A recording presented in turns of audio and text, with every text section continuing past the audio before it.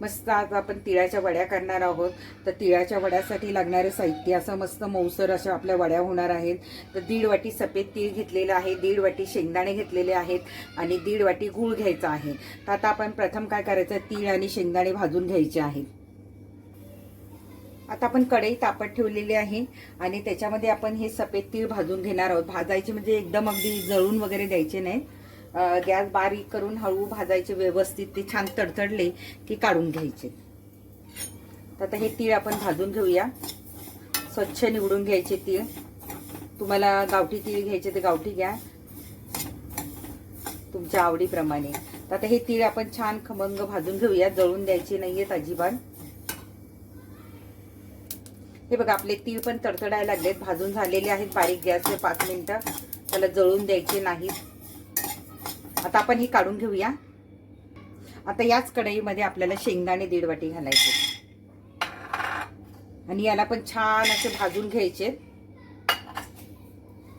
जळून द्यायचे नाही. याची सालं छान आपल्याला काढायची आहेत सगळ्या शेंगदाण्यांची, त्यामुळे छान भाजून द्यायचे त्याला. आपले शेंगदाणे पण छान खरपूस भाजून झालेत. आणि हे काय करायचं, आता तीळ आणि शेंगदाणे पूर्ण थंड होऊन द्यायचे आणि थंड झाल्यानंतर शेंगदाण्याची टरफलं काढून घ्यायची आहेत. तर आता मी संपूर्ण गॅस बंद केलेला आहे आणि हे हलवून घेते, कारण का माहिती कढई अजून गरम आहे. आणि हे थंड झाल्यानंतर मी या शेंगदाण्याची सालं पण काढून घेते. हे बघा मी जेवढे जमेल तेवढे शेंगदाण्याची सालं काढून घेतलेली आहे, काही राहिली तरी चालतील. आणि आता काय करायचं, आपल्या शेंगदाणे पण थंड झालेले आहेत आणि तीळ पण थंड झालेले आहेत. तर आपल्याला हे तीळ आणि शेंगदाणे जाडसर आपलं वाटून घ्यायचं आहे. खूप पेस्ट करायची नाही, जाडसर ठेवायचे आहे. तर मी हे वाटून घेते. हे बघा मी तीळ आणि शेंगदाणे असे जाडसर वाटून ठेवलेत, पेस्ट अजिबात केलेली नाहीये. थोडे दाताखाली आल्यावर छान छान लागतात. तर आता आपण पुढच्या कृतीकडे वळूया. आता आपण कढई तापत ठेवलेली आहे, त्याच कढईचा वापर करणार. थोडंसं आपण 2 चमचे तूप घालूया आणि आपला जो गूळ आहे 1.5 वाटी तो आपण याच्यात घालायचा आहे.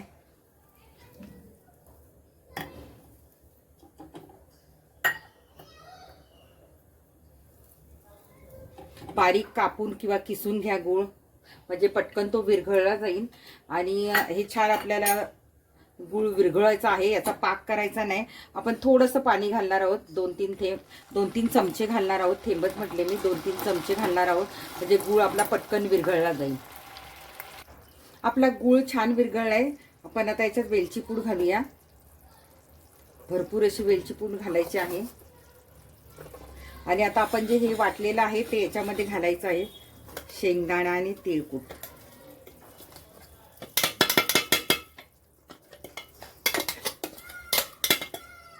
आणि हे आता भरभर हलवून घ्यायचं आहे. आणि इथे अर्धी वाटी मी मिल्क पावडर घेतलेली आहे, ती तुम्हाला आवडत असेल तर घाला, नाही तर नाही घातली तरी चालेल. आता बस आपल्याला हे हलवून घ्यायचंय छान. इथे आपल्याला गुळाचा पाक वगैरे काय करायचा नाहीये, फक्त आपल्याला हे गुळ विरघळायचा आहे. एक शेंगदाणा राहिला वाटायचा.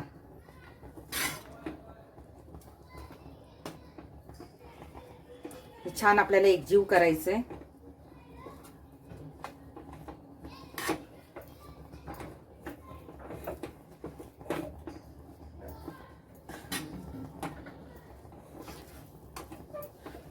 आता याच्यात तुम्हाला जर ड्रायफ्रूट घालायचे असेल तर घालू शकता तुम्ही.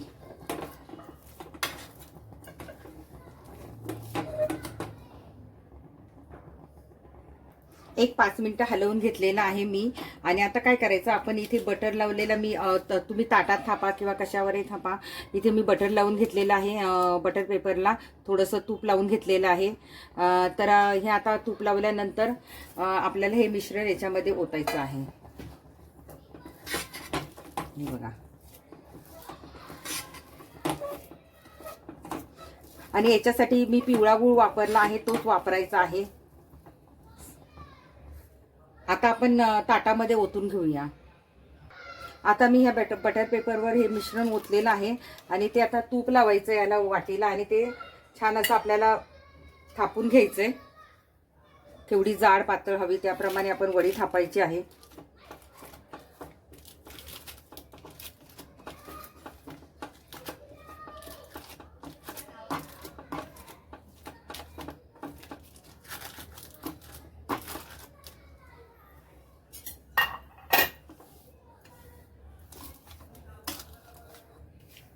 मी आता काविलथाने व्यवस्थित करून घेते.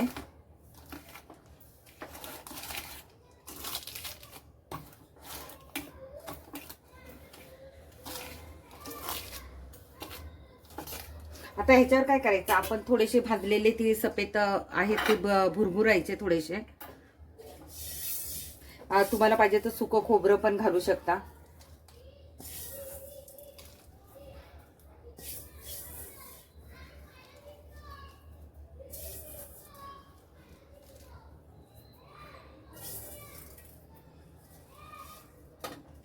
ते पण छान दाबून घ्यायचे असे, म्हणजे ते चिटकले जातील.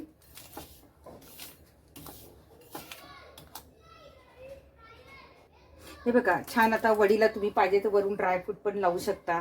आपण सफेद तीळ तर लावलेलेच आहेत. वरून तुम्हाला पाहिजे तर बदाम, पिस्ता, तुम्हाला हवं ते तुम्ही गार्निशिंग करून सजवू शकता.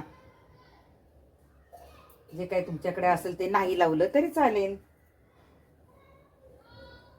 तर हे पण जरा असं दाबून घ्यायचं आणि याला थोडं थंड होऊन द्यायचंय.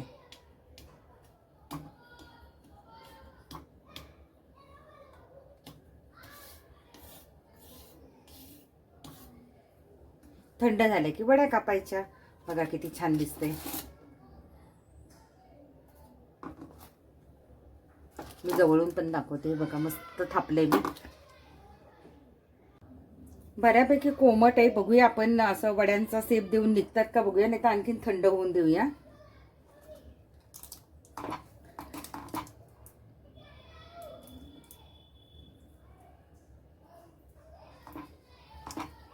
आपल्याला जेवढ्या छोट्या मोठ्या करायच्यात ना त्याप्रमाणे आपण करूया.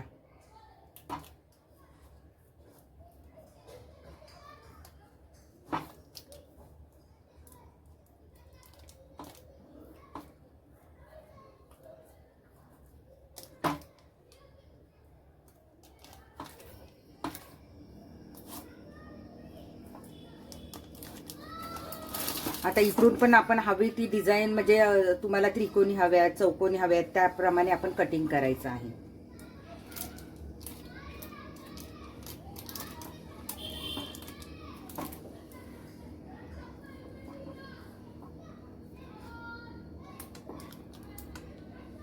अजून आपल्या जरा सुकायच्या. थोड्या सुकल्यावर छान त्याचं कटिंग होईल.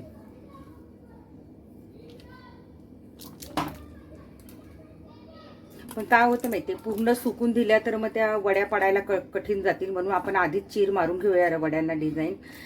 त्याच्यामुळे आपल्या वड्या पटापट निघल्या जातील, कारण ते अजून ते गरम आहे खूप.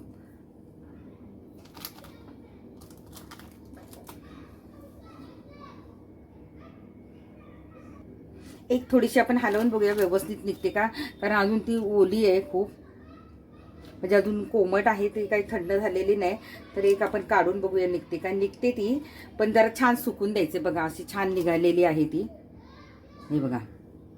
अजून आपण थोडा वेळ सुकून देऊया आणि मग आपण सगळ्या काढून घेऊया, म्हणजे छान दिसतील तुम्हाला. बऱ्यापैकी आपल्या वड्या थंड झाल्या आहे. मी फ्रीजमध्ये पण ठेवल्या होत्या. थोडा वेळ आपल्याला पटापट काढायच्या आहेत. आणि आपण चीर मारून घेतली, अशी रेषा मारून घेतली म्हणून बरं झालं, कारण त्या पूर्ण सुकल्यानंतर, कडक झाल्यानंतर चीर मारता येत नाही रेषा अशा. म्हणून सुरीने जरा पूर्णपणे कोमट असे झाल्या की रेषा मारून घ्यायच्या, मग आपल्याला काढायला सोप्या होतात. तर आता बघा ह्या रेषा मारल्यामुळे आपल्या वड्या काढायला खूप सोप्या होणार आहे.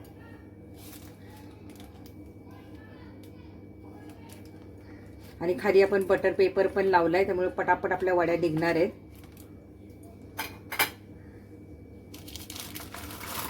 हे बघा छान आपल्या वड्या निघणार आहेत. काढून एक निघाली की सगळ्या निघतात. हे बघा छान अशा आपल्या पटापट एक साईडची सुटली ना की सगळ्या निघणार आपल्या पटापट. त्यामुळे चीर मारून घ्यायची. आणि मी फ्रीजमध्ये ठेवल्या होत्या, त्यामुळे त्या पटकन थंड झाल्या. हे बघा इथे मी साईडला ठेवते, बाकीच्या पण तुम्हाला काढून दाखवते मी.